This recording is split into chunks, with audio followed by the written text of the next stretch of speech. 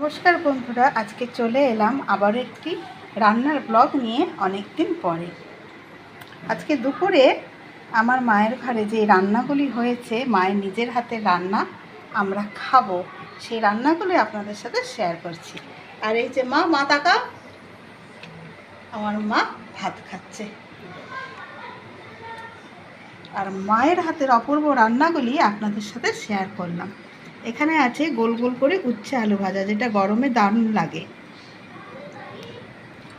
আর আছে মাছ ভাজা, মাছের মুড়ো, পেটি, এগুলো লঙ্কা পেঁয়াজ দিয়ে মেখে খেতে দারুণ লাগে।